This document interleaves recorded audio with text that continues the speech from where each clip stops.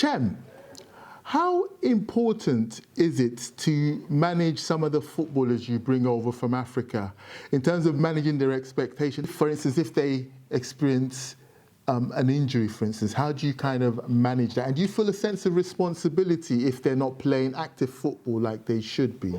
I mean, luckily enough, we haven't had a serious injury to any of our players, but obviously sometimes they get minor knocks or they get a little injury that they're out for a couple of weeks.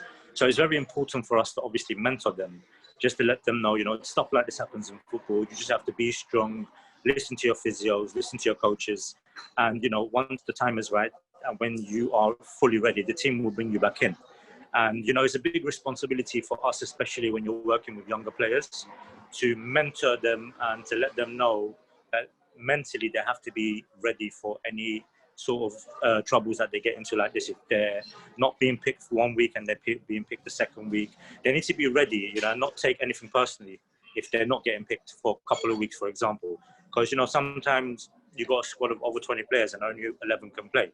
So we're trying as much as we can as a company just to push them a little bit more and talk to them on a daily basis, just to give them a bit more, pressure. Well, let's not say pressure, but just to motivate them a little bit more, so they can work harder on the pitch and on training. I mean, it's very important. Obviously, within the couple of years that we've been in the business, we are obviously learning as a company as well.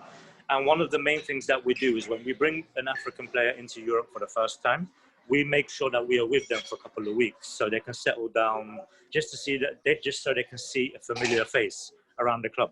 And so we just want them to settle down, let them know what they need to do, what they can't do.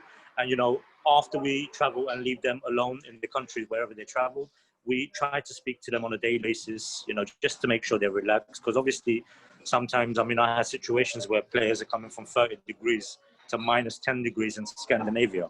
And these sort of cultural differences are very difficult. So we just try to monitor them on a daily basis just to see if they're doing good. We stay quite close with the coaches. So the coaches are giving the right talks to the players as well, just to motivate them as well. So, it's normally between 1 month to 3 months where I'll say an African player is fully adapted into his new culture once they move. Thank you so much, Chem. It's been great talking to you.